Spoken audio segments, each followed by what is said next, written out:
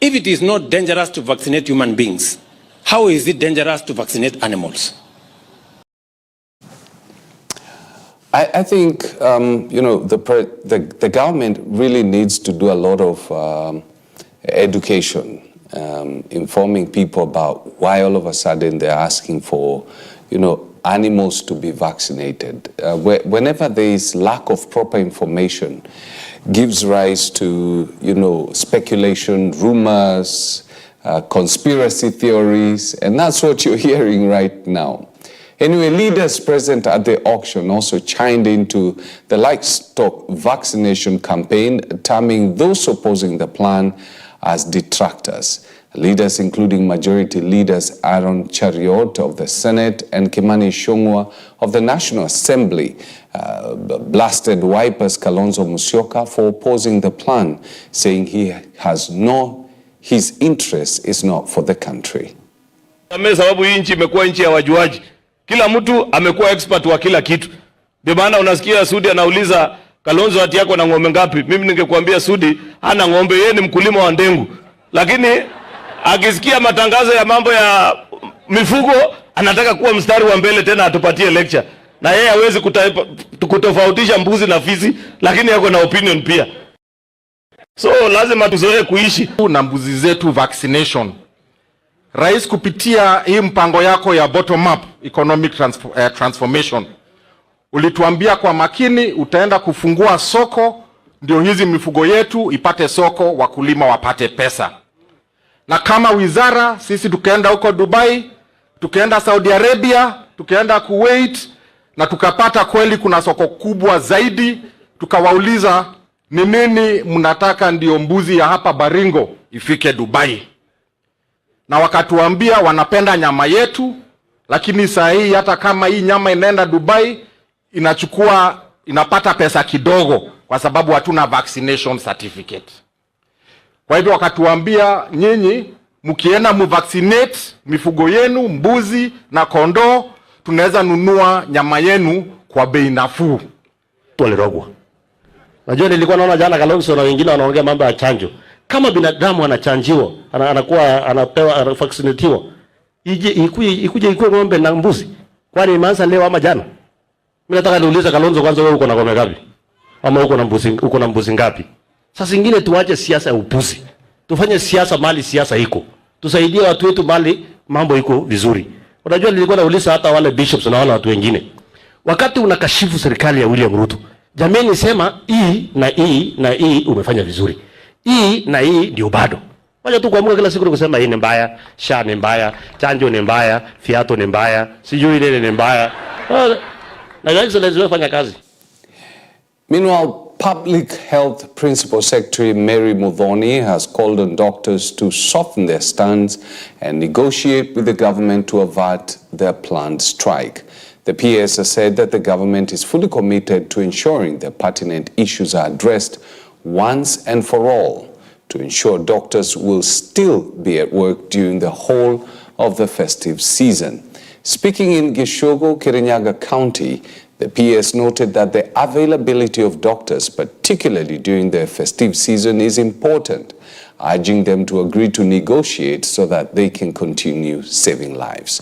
First and foremost, one, we are very committed, particularly women, to careful of the cosmetics they're using on their skins, saying that some are harmful and can bring about skin disease. Having discussions deliberately so that we can be able to address the issues and the concerns that they have already put on the table. So the government commitment is there, and we do not want anybody in this world or anybody in this country to suffer because our health workers are on strike.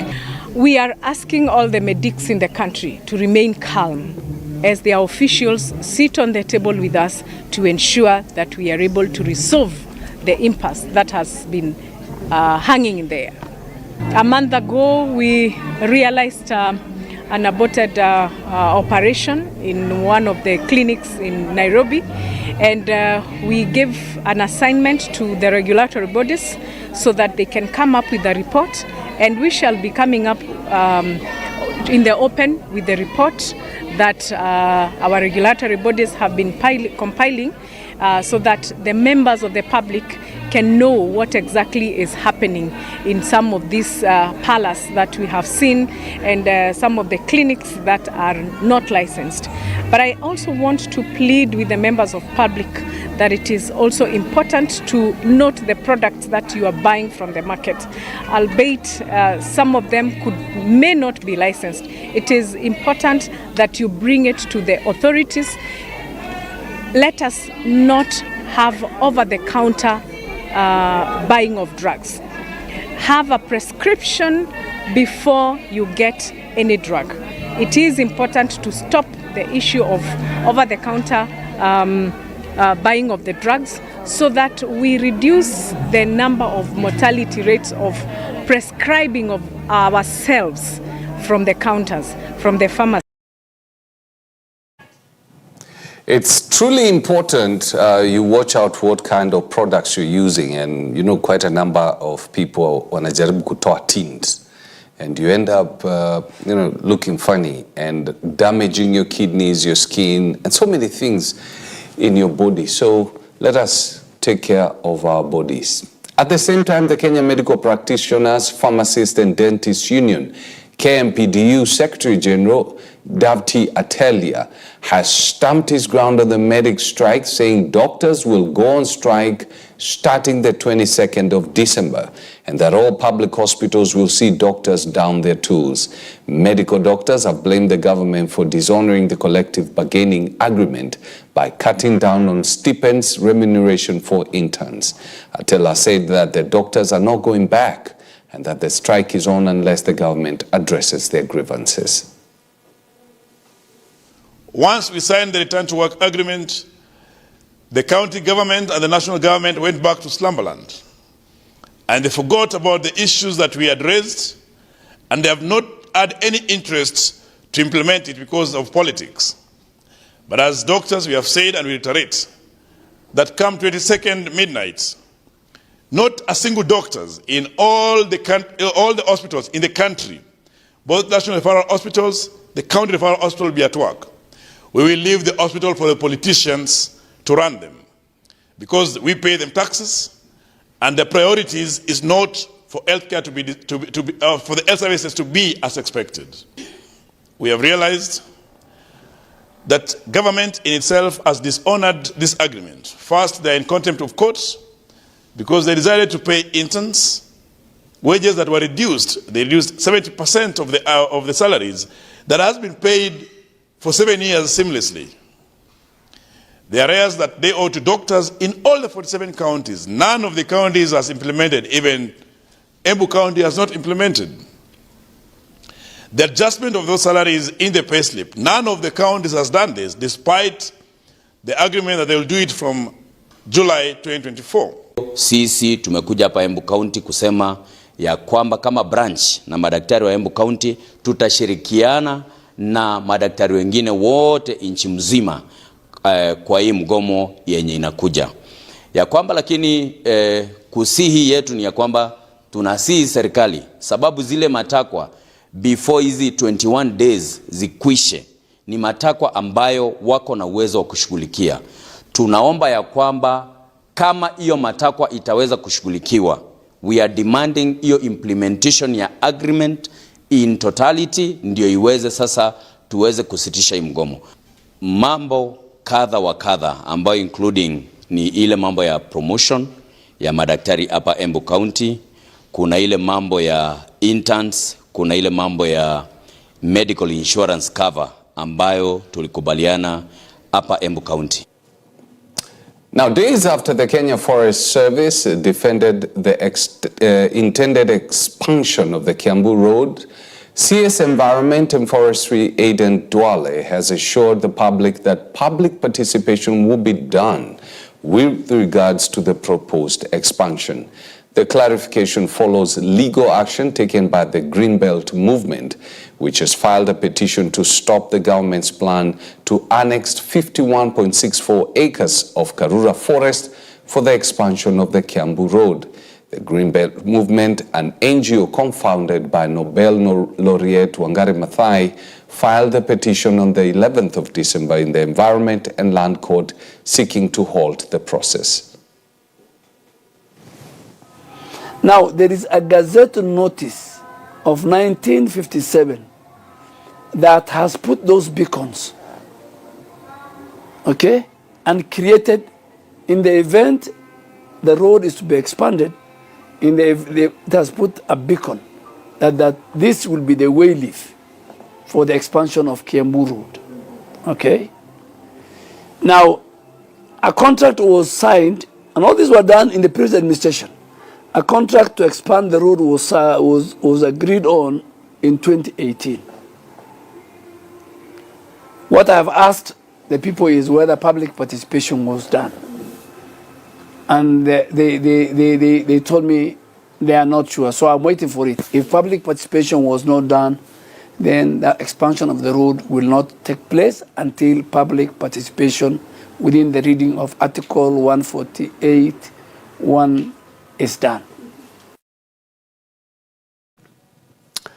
All right then, let's see what we can do with universities from the Jaramogi Oginga Odinga University, who've decried the state of healthcare services, especially under the Social Health Authority, SHA.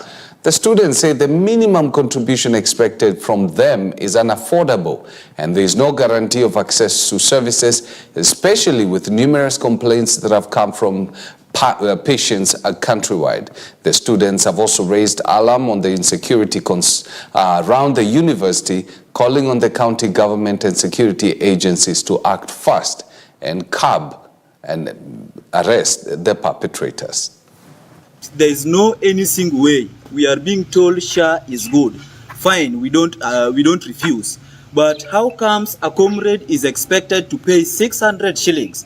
The same comrade is supposed to get lunch, is supposed to get supper, the same comrade is supposed to pay for their fees, and they also have the landlord waiting for them by the door by the end of the month. At the same time, the government is also taking too long to remit the help.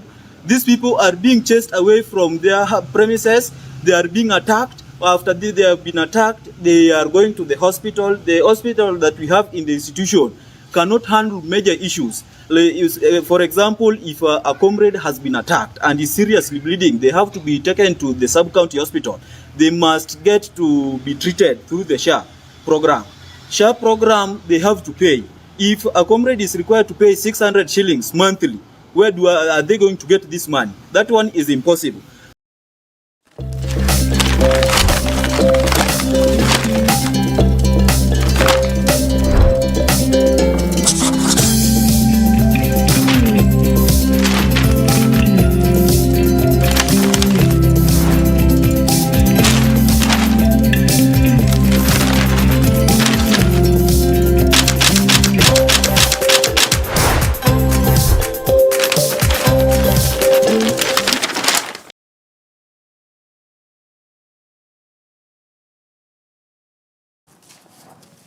All right, let's now take a look at the newspapers before later on having a conversation with a counseling psychologist, Julius, who's going to give us some information. I'll brief you in a couple of minutes. We've been going through the mental states of people in Kenya and globally, and what you can be able to do concerning particular situations. We were looking at relationships, and mostly so with the view to the femicide cases that we've been seeing in the country. And today we'll have a continuation, but on a different tangent. I can even see in the newspapers today the senior police officers were moved in what is being in a probe into the anti-femicide demos. You remember the demos that took place, and then we had police officers, using tear gas canisters against the demonstrators, which didn't make sense at all. So there's a probe in SM, and police officers have been moved from different positions. And then there's a law that is being implemented, that was proposed and passed yesterday by by cabinet, and I guess it's going to come to the House, that seeks basically to end the need for the sitting president to physically hand over the elements of power to the incoming president during the inauguration. How this is going to help, I got no idea, but that's Ruto changes law. It says Ruto's law changes for 2027 State House race, barely a month after tabling a bill that seeks to end live streaming of presidential election results. President William Ruto yesterday led his cabinet in proposing yet another law that would radically alter transfer of power protocols in the next election. Then we have, you remember the baby baby Ariana, who had been taken to India suffering from, I think it had to do with something to do with her cells. Well, she's been there for quite a while, and it looked as though Kenya basically abandoned her. But India came to her rescue, and she's now free. The operation was done, the bone marrow transplant was done in India, and things were done right, according to this story. Now, there's a story that has caught my eye here, that state eyes new cash from AG-officiated weddings. Now, the government is seeking to raise additional revenue by imposing higher fees on affluent Kenyans seeking enhanced marriages services from the Office of the Attorney General.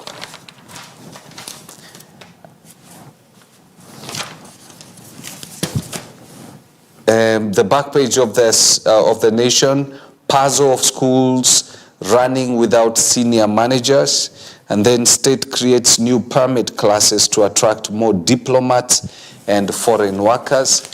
And we also have the Standard, the new bill to guide transfer of powers.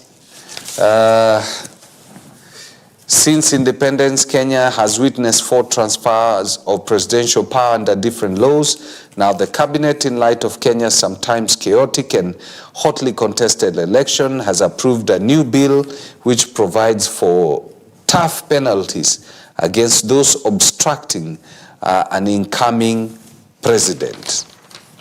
Okay. This bill, you need to read it so that you understand it better. And then shock as missing bull is found being slaughtered inside a police station.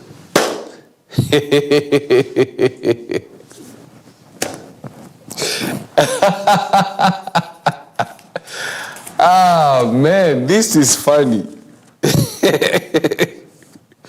The police officers were slaughtering a bull that had gone missing.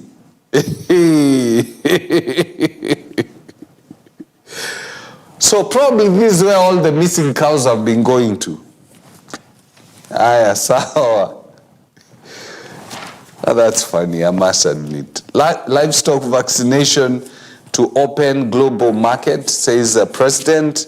And then at the back, pressure on Ateta as Ghana seek to shoot down Eagles. Ghana's Arsenal, just in case you're wondering. Then state extends Saudi oil deal indefinitely. Cabinet says arrangement is demand for US dollars for petroleum imports, stabilizing the Kenya shilling. And then guns go silent in Kerio as locals drop cattle for crops, and Turkana communities give consent on gold exploration. And then patients go to county hospitals to die. This is an audit that has been given. What? Back page, it's revival time. Gor coach Otieno admits they're feeling the adrenaline rush ahead of the Ulinzi duel. All right.